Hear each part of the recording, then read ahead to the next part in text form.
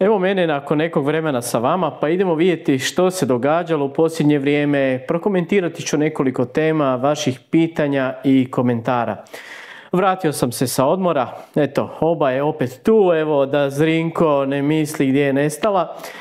Mislio sam još nekoliko videa snimiti, ali me uhvatila neka viroza, vjerojatno je osjetite po mom glasu. Tako da baš i nisam bio za ispred kamere. Pa idemo redom.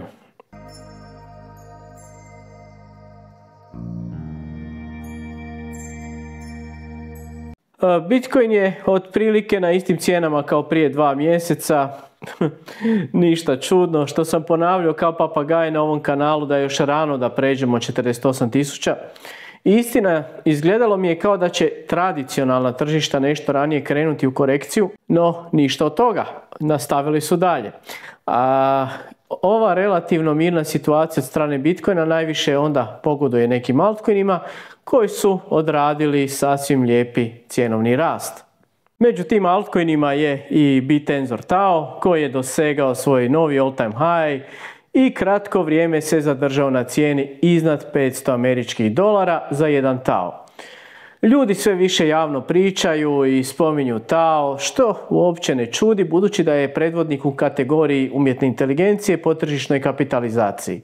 No osim samog Bitenzora raste i cijeli ekosustav oko njega i neki od tih projekata su u izravnoj ili neizravnoj vezi sa Tao i stoga ne čudi pitanje za Tao pad.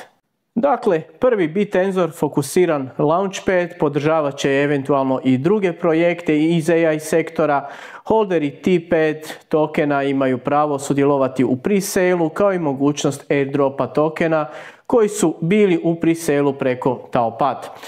Te naravno mogu i pasivno zarađivati. Jednostavna tokenomija i malo više od 650.000 tokena, jer 450.000 ih je spaljeno, mogu itekako biti interesantni.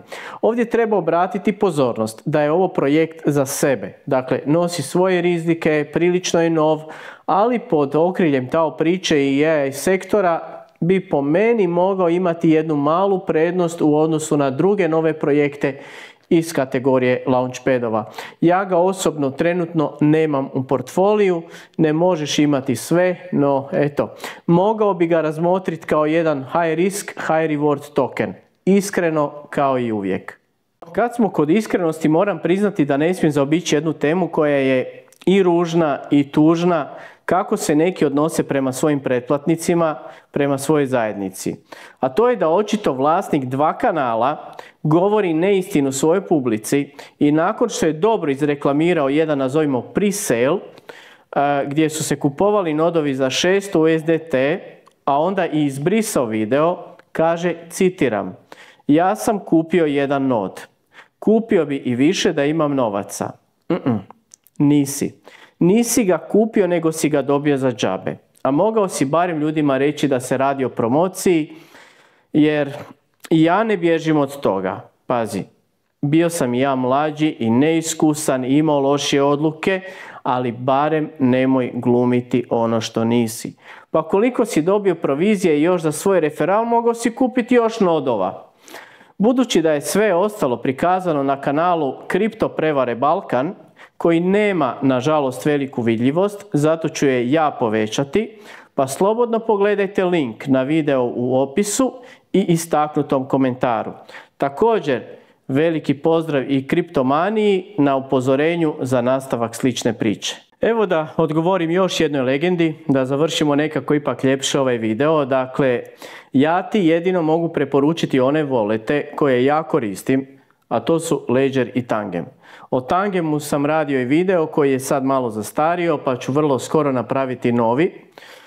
Sad po novome možeš, ako želiš, imati i seed fraze i ima puno novih opcija, poboljšano je grafičko sučelje, omogućena je razmjena između različitih mreža, ali te moram upozoriti jednu stvar.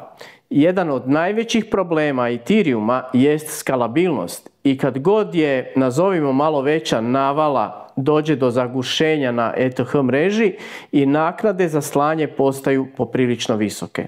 Tako da taj dio nije problem samog voleta, već same Ethereum mreže. No svejedno, hvala ti na pitanju. Eto, toliko od mene za danas. Od idućeg tjedna krećemo sa normalnim formatima videa. Newsletter će opet biti u redovnoj funkciji. Pokušat ću još onima kojima nisam odgovoriti kroz video na komentare, jer stvarno nisam bio ovih dana u mogućnosti. A ako vam se svidio ovaj video, nemojte zaboraviti stisnuti like, pretplatite se na kanal ako još niste da ne propustite budući sadržaj. Ako želite saznati kako još dodatno možete podržati kanal, pogledajte u opis videa. Hvala na vašem vremenu i vidimo se u nekom novom videu. Pozdrav!